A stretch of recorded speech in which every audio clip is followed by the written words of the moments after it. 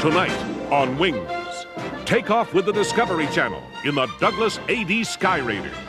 A carrier-based dive bomber and torpedo plane, the Skyraider evolved into one of the most versatile aircraft ever deployed by the U.S. military. The post-World War II design saw service in several variations in both Korea and Vietnam. The Skyraider's ability to carry a wide assortment of weapons made it a devastating ground attack aircraft.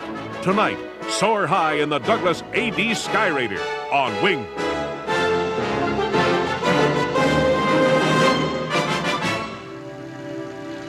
Some planes have short lifetimes, generally because they reflect the needs of their era. A very few remain in service for so long that they seem permanent. This plane stayed around long enough to be three planes. It was initially the BT-2D, then it was the AD, and then it was the A1. It was such a success that the only major criticism leveled at it was that not enough were built.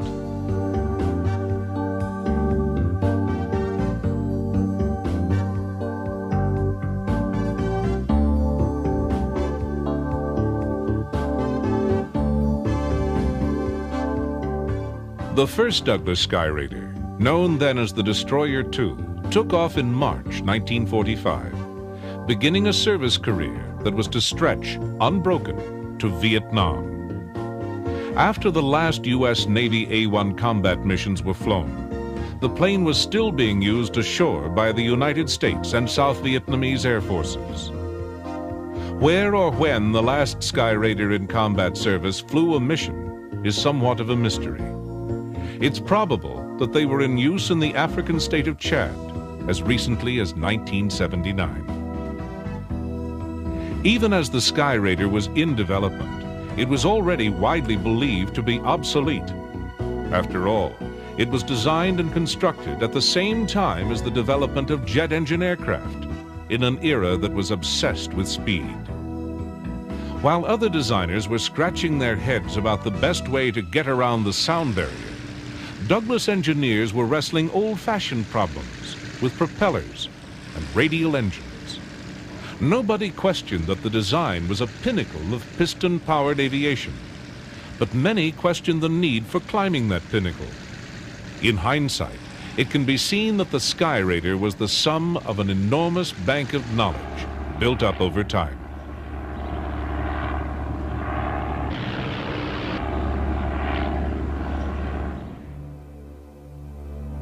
In 1925, just 20 years before the first flight of the Skyraider, the U.S. Navy had one aircraft carrier. By 1935, this figure had only increased to 4. Naval aviation was an experimental area. There was no debate about the use and worth of these big ships, but the navies of the world still assessed each other's strength in the number and caliber of battleship guns deployed.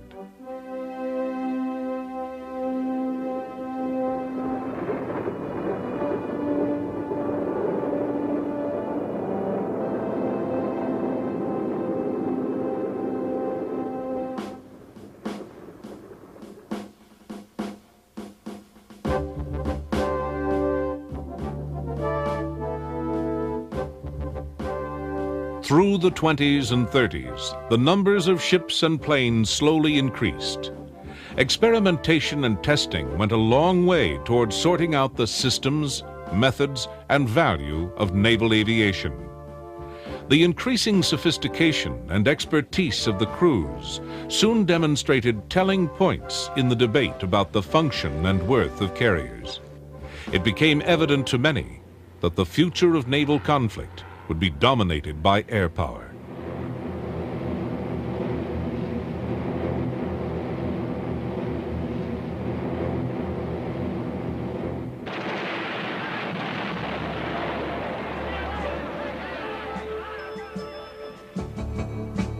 Pearl Harbor not only settled all arguments from the die-hard battleship supporters. In the Pacific, it also settled the matter in a practical way. For the moment, the only American force of real power capable of action was the carriers.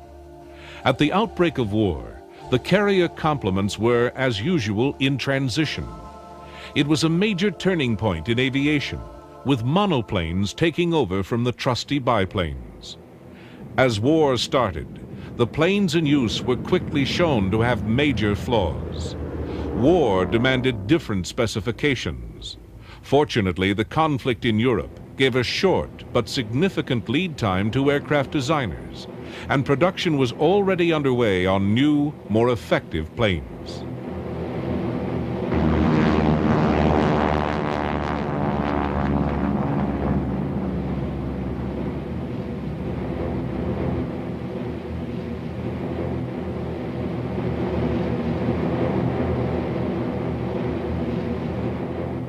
Curtiss Helldivers and Grumman Avengers were to carry the bulk of the weight of war for the U.S. ships.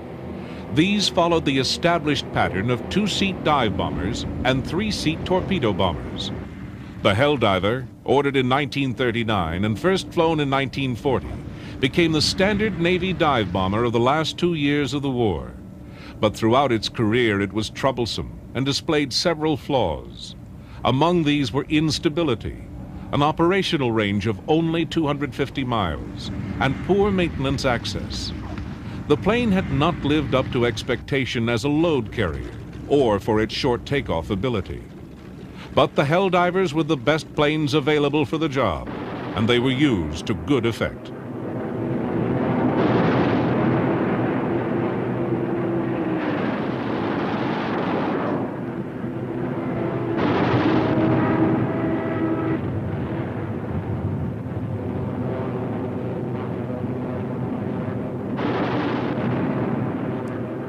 On the other hand, the Grumman Avenger torpedo bombers were a great success. The planes they were to replace, the aging Douglas Devastators, were so outdated that the Avengers were ordered to full production even before the prototype flew. The gamble paid off.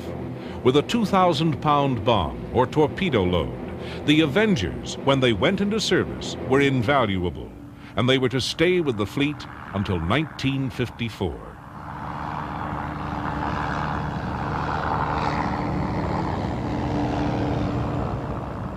Another message was also loud and clear. The layout of attack and bomber aircraft had become outdated. The speed and firepower of fighters was such that there was no way for bombers to protect themselves. Their gunners were no deterrent to fighter attack. They needed to depend on their own fighter escorts for control of the sky. This meant there was no real point in the wasted weight of revolving gun turrets. The load would be better carried as fuel and bombs.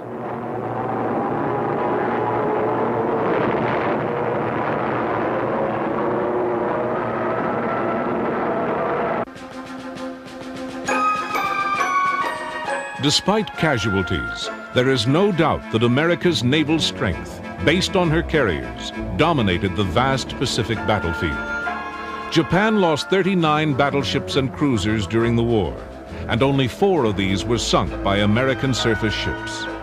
8 more were dealt with by submarines, and the rest, 27, were dispatched by carrier-based planes.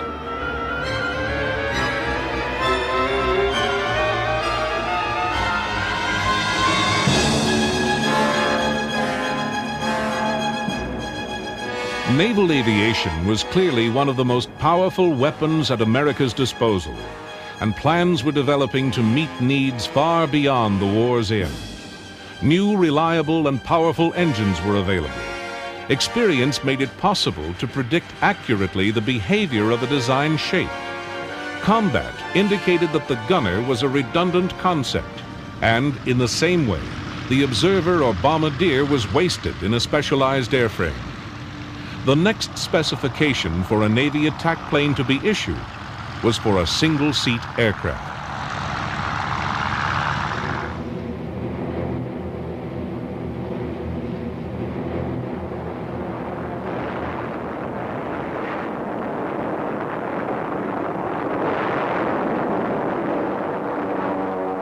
Douglas had been working on their submission, the BTD-1, from 1942, but it was clear that the plane, essentially a pre-war design, was no match for its competitors, including the formidable Martin AM-1. While war went on, the situation came to a head on the 16th of June, 1944, at a meeting between the heads of the Douglas team and Navy representatives. The chief designer of the Douglas Navy plant, Ed Heinemann, asked for permission to cancel the plane and use the contract's unexpended funds on a new aircraft. In their hotel, overnight, he and two assistants, working on the basis of the knowledge they had gained in the years since designing the BTD, came up with the outlines for a new plane.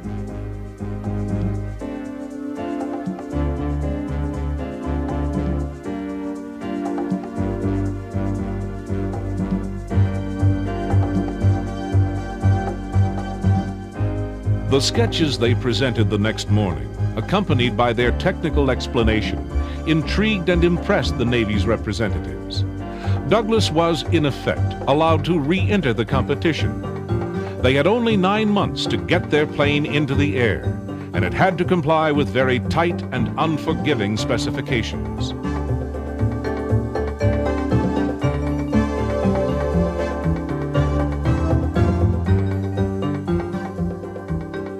It was, in fact, 9 months and 1 day, 1 day late to its first flight. About an hour after takeoff, the test pilot was back on the ground, enthusiastic about the plane. It had exceeded his expectation, as it was to exceed the expectations of many people during its lifetime. But the war was drawing to a conclusion. Douglas, having produced the goods, faced the prospect of the market disappearing.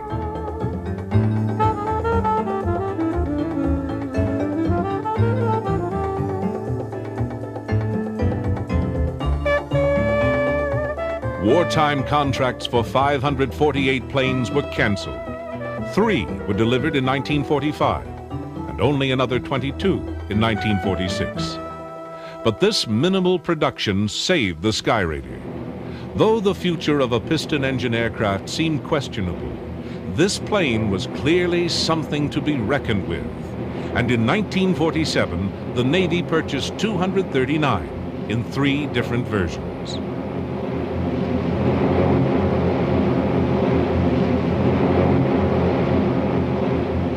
In time, the new plane would operate in many other roles: ambulance, ECM platform, RPV or drone director, target tow, anti-submarine warfare aircraft, night fighter plane, rescue helicopter escort, early warning radar platform, and even as a transport seating 12 passengers.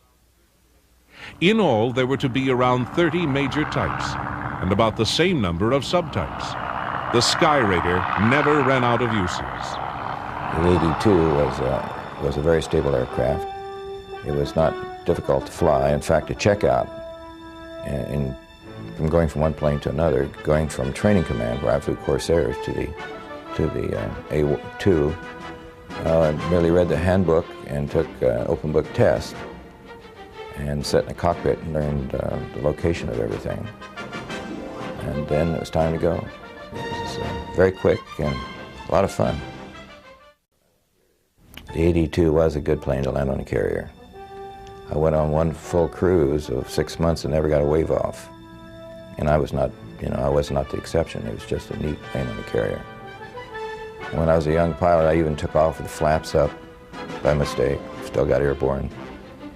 And it was just fine. Korea saw Skyraiders thrown into conflict, where they played a major part in that war. Korea brought the world's remaining ideological camps into conflict. Remnants of the 1930s school of dictators would be swept under the skirts of one camp or the other for the next 40 years, and history would come to see the Cold War as a continuation of the Second World War. On the ground, there were times when battles resembled World War I, with the new American technologies of war pitted against infantry armed with rifles and trenches. The helicopter became a major weapon. United Nations air domination was, for most of the war, complete. The services of Korea's giant neighbor, China, effectively replaced North Korean forces because these had been destroyed. China is still coy about what it cost to maintain the line near the 38th parallel, but that line would hold, and the war would be settled with pens.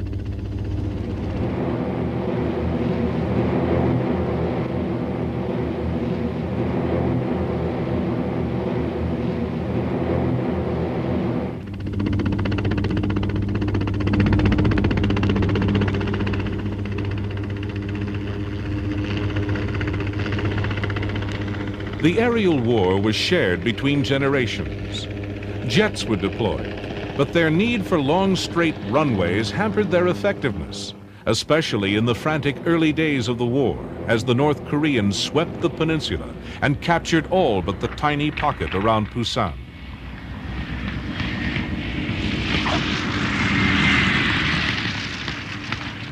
The Air Force was hampered by having to fly from Japan with relatively short-range jets.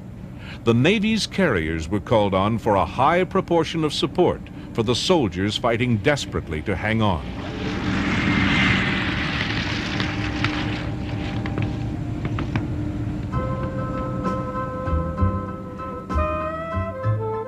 Skyraiders are essentially a big fighter plane.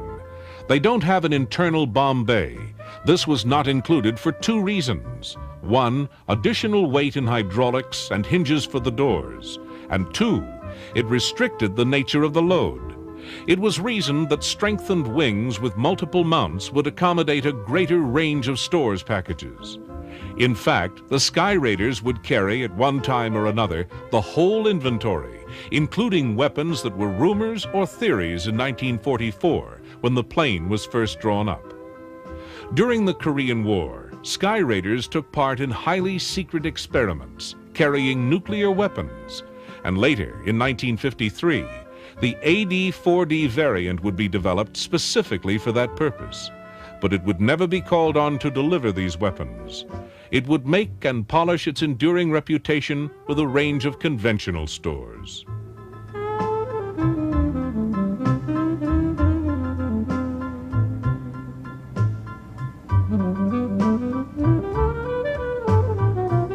In the desperate days early in the Korean War, and later as the fighting dragged on, the Skyraiders were increasingly accepted as being the Navy's big punch. Their varied loads were delivered precisely and effectively, and could include rockets and napalm, and a range of small and large bombs to suit particular targets.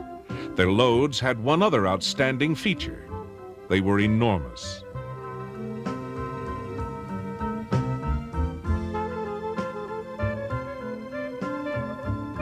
On several occasions, a Skyraider would deliver a weight of bombs that was greater than its own weight. Loads of up to 14,000 pounds were carried in a plane that weighed only 11,000 pounds. This was well outside the parameters of what could be expected from most other aircraft in service, and the longer the war went on, the more additional orders flowed into the Douglas factory.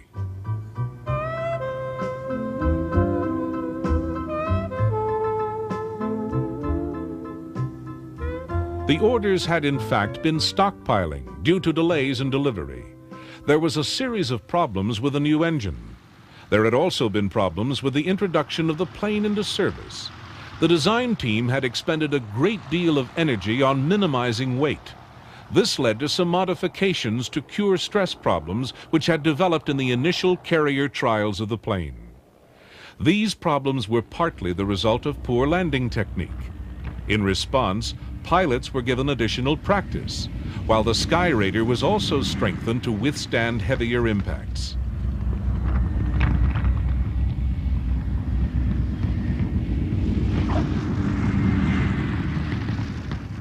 Most of the planes they served with in Korea were to be phased out rapidly. The jets because of the rapid developments in technology, and the piston planes because of their age. The Skyraider's future was also already being scrutinized in order to develop specifications for a replacement aircraft. The conclusion was a tribute to the big Douglas aircraft, because the Navy decided to buy 3 aircraft, splitting the roles performed by the Skyraider to a range of airframes.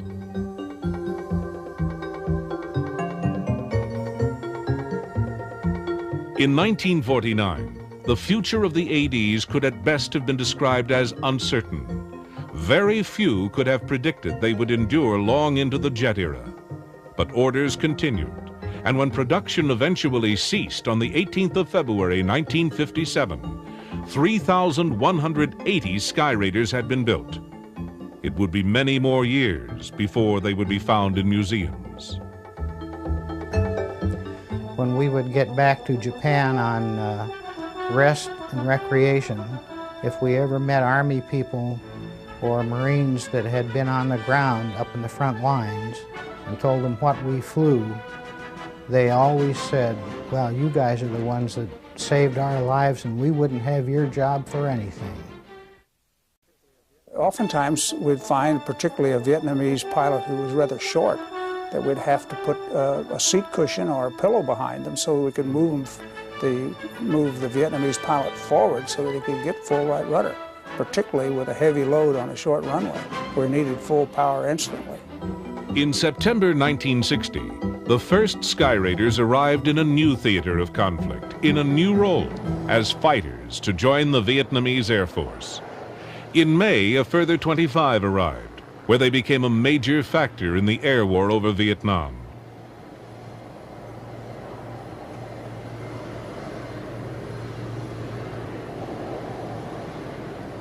United States involvement with the Vietnamese Air Force grew, not only in supplying aircraft, but helping in many ways to tune the Vietnamese into a combat-ready force. In 1962, pilot training was transferred to the United States. Coincidentally, military aviation experimentation was being directed toward the question, what type of aircraft would best answer the tactical requirements in counterinsurgency operations? The answer was an aircraft with the attributes of the Douglas Skyraider.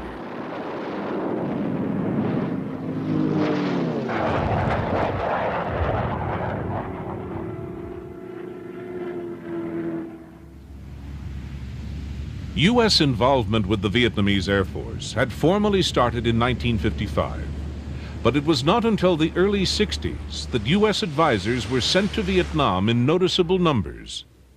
American pilots supplemented the locals. American administrators, ground crew, and trainers also multiplied, and the flow of aircraft continued.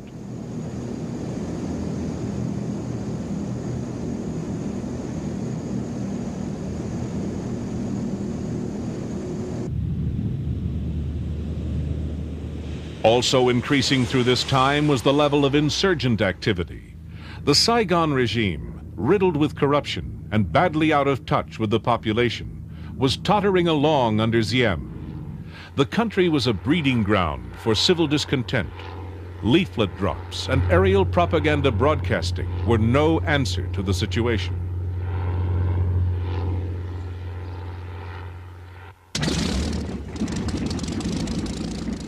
The flow of arms and then troops from the north made the situation in much of the south untenable. For military efforts to work, the nature of the regime would have to change, giving some recognition to the interests of the people. Sadly, Southern politics would be limited to a series of presidents. The system persisted. The only movement was a gradual decay that eventually became defeat.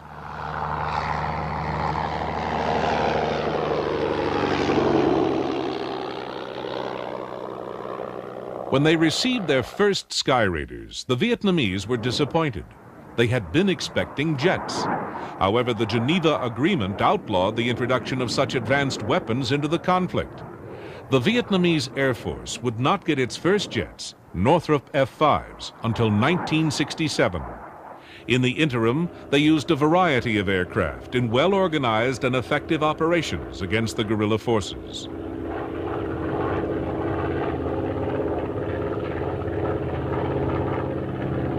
Spotters and attack aircraft worked together closely to provide powerful and precise support to ground operations.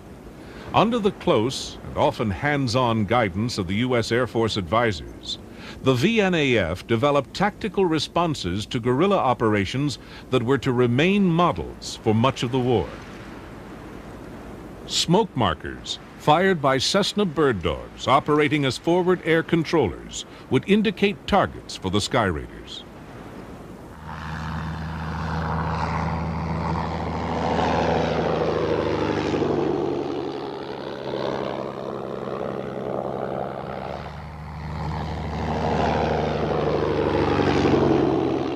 In 1962, the name of the Skyraider changed again with a revision of Navy nomenclature to the A-1. The Skyraider's third official designation actually suited the plane perfectly.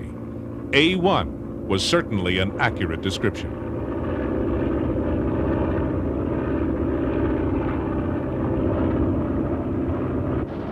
Over the skies in Vietnam, Skyraiders performed an outstanding role in counterinsurgency. And another customer, the United States Air Force, was soon to be flying them alongside the Vietnamese.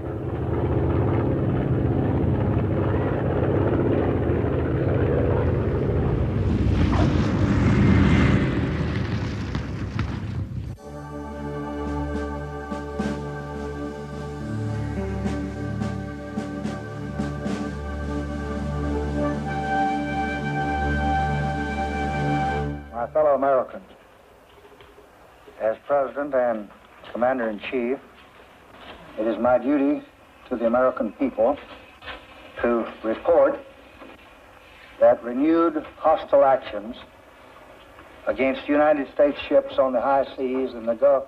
President Johnson's announcement after the Gulf of Tonkin incident was not actually the first American involvement in the Vietnam conflict. President Kennedy had promoted counterinsurgency as essential, and Air Force units had grown up around this specialty. Nor had they taken long to arrive in Vietnam with its long-running guerrilla war. Now they were joined by the full weight of the military, and the lessons they had learned were passed into operations on a far grander scale.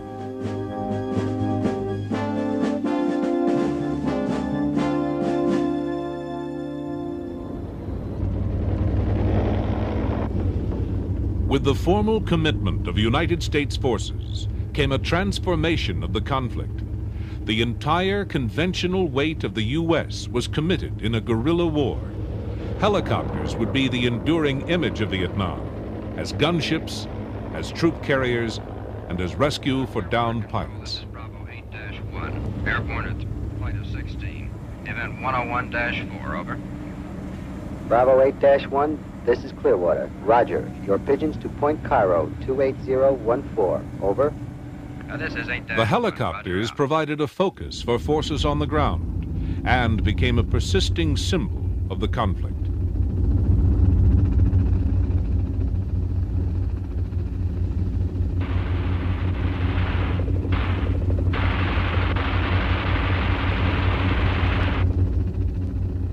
The increasing weight of war machinery and new methods of employing it developed along with a bewildering series of political skirmishes. Together, these military and political developments gave new meaning to the expression, the futility of war.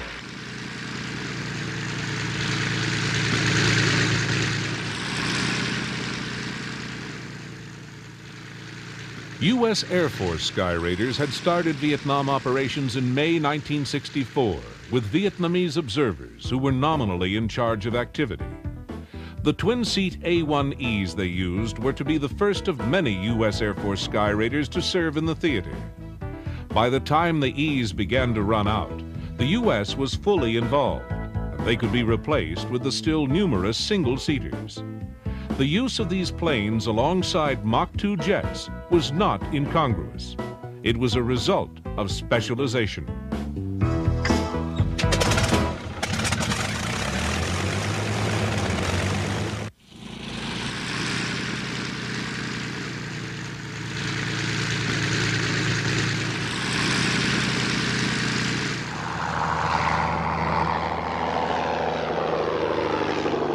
Skyraiders had exceptional attributes. The ground troops appreciated their heavy load of ordnance and the fact that they could loiter, waiting for work. Their pilots loved the accuracy that could be achieved when flying something as stable, slow, and maneuverable as their A-1s. They were also grateful for the armored toughness of the planes, which could absorb tremendous battle damage.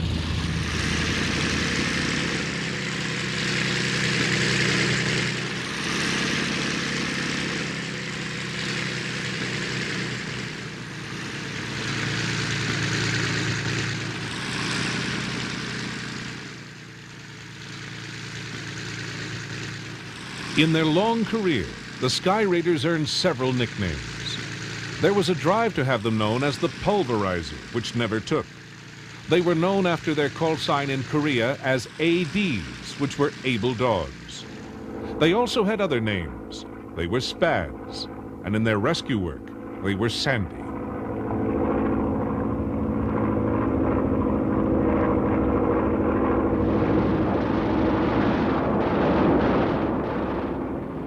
Their activity in close support was unmatchable. They pounded away with an accuracy impossible with supersonic aircraft. They provided this service in virtually all weather. When the jets were grounded, the Skyraiders were out there working. Admittedly, they offered a pretty good target. Someone who had been trying to hit a Mach 2 jet with the rifle would have welcomed the sight of a Spad to shoot at. But the Spad soaked up damage and kept on going, at least to the extent of getting home, even if they wouldn't fly again.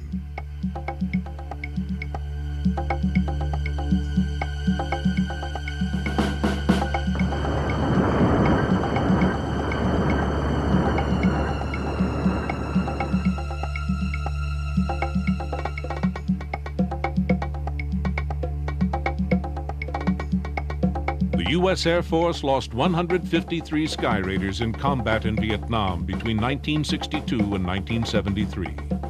A further 41 were listed as operational losses. Considering the job they did, this is a testimony to the aircraft. 146 of the U.S. Air Force losses were caused by ground fire. Only 3 were lost to SAMs, 2 to MiGs, and 2 in attacks on airfields. This reflects the way they were used, in close support wherever the troops happened to be that day, or as escorts for rescue helicopters. Incredibly dangerous roles, day after day. Whereas the overall U.S. average of losses due to ground fire was 57%, for the Skyraiders, the figure was 75%. On one occasion, we had a 4-ship of A-1Es land at Nakhon Phanom, and between us, 4 A-1s, and the 2 helicopters, there were 619 holes in our aircraft. That's exciting, and it was immediate, and oftentimes it was dramatic, high drama over a long period of time. Now we continue with Wings on the Discovery Channel. The twin-seat A-1E models that the Air Force had first taken out of Navy mothballs simply wore out. There comes a time in the life of an aircraft when the next rebuild cannot be justified, and the E models had come to that point. The U.S. Air Force would continue to use Skyraiders, replacing the aging E's with the single-seat H model. The last E model flew its final mission on the 10th of April, 1967, and was hoisted aboard ship for its journey back to the USA. There was quite a bit of history in that moment.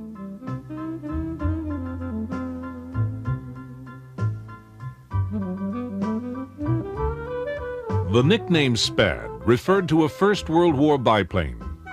At first, it expressed the scorn of the jet pilots for the lumbering old war horses that cluttered their airfields.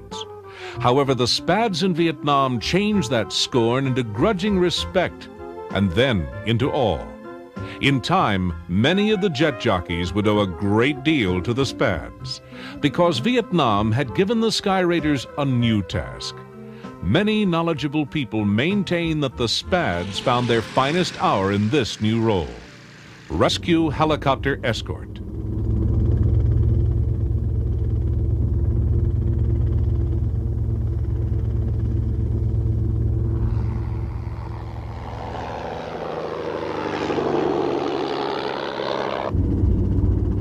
The rescue parties involved a variety of aircraft. control aircraft, spotters, the rescue choppers, and the pugnacious A-1s as escorts. The control aircraft would patrol at height, listening for the radio beacon of a downed pilot. After establishing the pilot's whereabouts, a rescue team would be directed to the area. Strike aircraft would also be involved in covering the operation, especially when the rescue was conducted deep inside North Vietnam. The work of these crews, in the helicopters and the other aircraft, required great courage.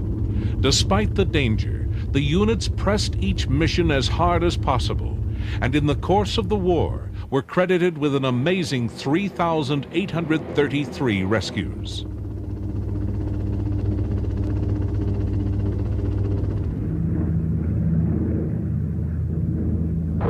Rooster Lead, this is Crown 1. We're verified your identity. Sandies are en route. We'll arrive in your area in 8 minutes. Jolly Greens in 19 minutes. We have called MIG-Cap for you. It should be in your area by now. Roger. I have tally-ho the MIG-Cap. Thank you. Stay in orbit over Red Rooster 2 until Sandy's arrive. Roger, Crown. Roger, Crown. It's Sandy 1. Go ahead. Red Rooster Lead is still orbiting over Down Pilot at coordinates 1020 north, 10550 east. He has reported enemy automatic weapon fire 1 mile north of Down Pilot. There may be a lot more around the pilot himself. Sandy 1, this is Crown. I am designating you on-scene commander. Take over. Roger, Crown. I've got it.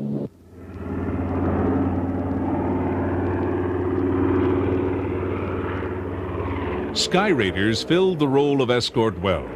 They had the endurance to stay aloft for hours. They could quite happily hover along with the slow helicopters. At the location of a rescue, they could bring their firepower into play to suppress any hostile activity in the area, allowing the Jolly Greens to go about their business with little interference. For these missions, the Skyraiders were fully loaded with ordnance and ammunition. Because of the vulnerability of the helicopters to ground fire, it was essential that enemy activity be suppressed before the choppers presented themselves as stationary targets hovering above the downed crew. As a result, the A-1s would engage in what was referred to as trolling for fire. This consisted of flying low and deliberately drawing fire from enemy guns near the scene. When these guns had been located and silenced, the air would be safer for helicopters. It did, however, make a Skyraider a dangerous place to be.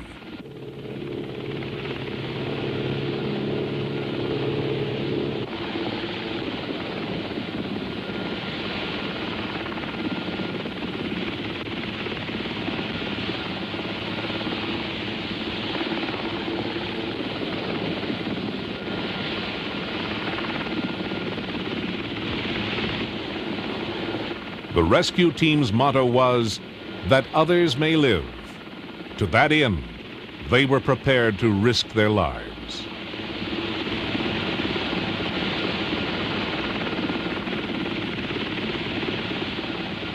The parajumpers, the men who went down the wire to the pilot, were trained scuba divers in case the rescue took place over water. They were qualified parachutists and experts with small arms and hand-to-hand combat. They were also fully trained in first aid.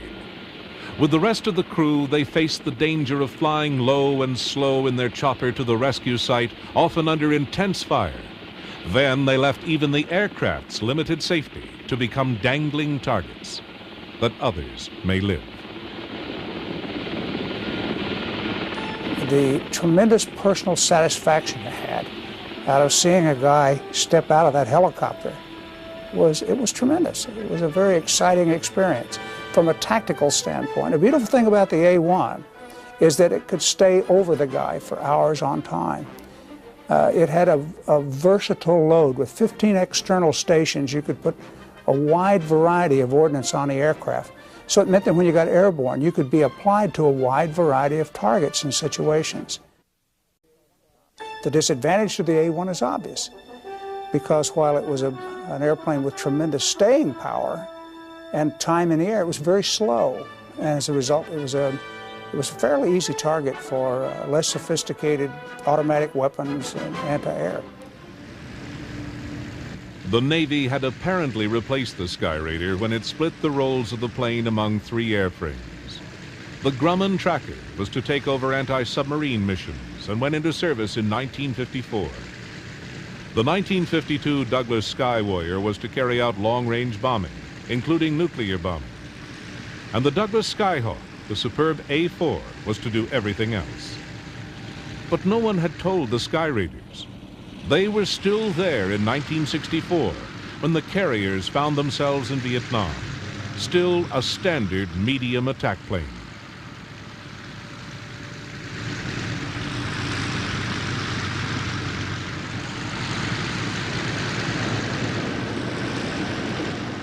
Certainly the other types were there as well, but mingling with the screaming jets of the Phantoms, Skyhawks, and Vigilantes was the throbbing piston engine roar of the Skyraiders.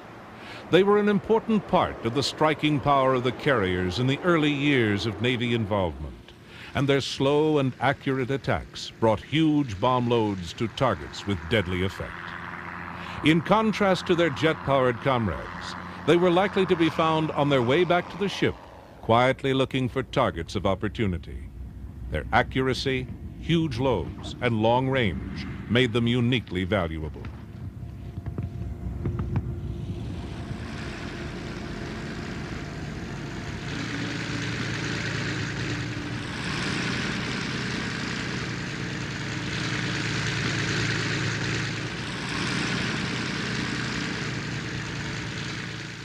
But all good things come to an end. If the production lines were not to be reopened for further construction, there were only the existing Skyraiders. They were getting old, not just because of their date of manufacture, but because they were being worked so hard. What happens to a plane in combat is extraordinary, and the Skyraiders were in the process of being replaced by a fourth aircraft, the Grumman A-6 Intruder. Although some were taken out of mothballs to be revitalized by the U.S. Air Force, the A-1s were being phased out of service, this time for real.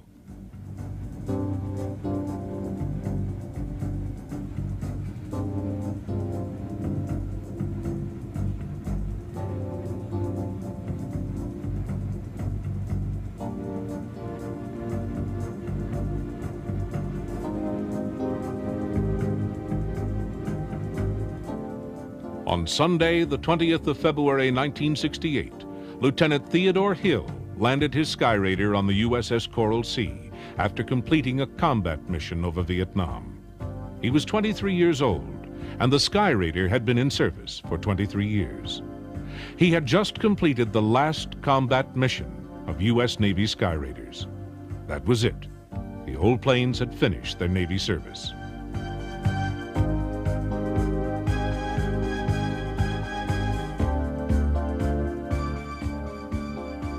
No amount of polishing could extend their lifespan.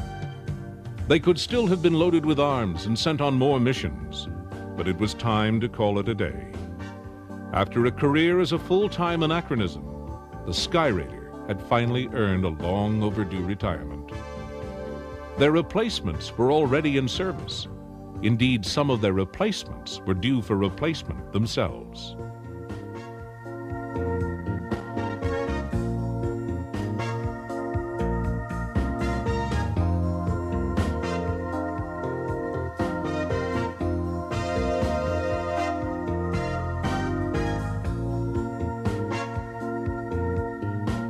Pilots had a love affair with their A-1s. They were disappointed that they had to give up the Spads. This was no reflection on their new planes, but there was simply no replacement for the seat-of-your-pants flying, the ponderous but dynamic control, the stability, the leisure, the intensity of action, the accuracy and power of the Skyraiders. They flew such long missions that the pilots often took their lunch with them. Substitutions were made for the Skyraider, but there was never a real replacement.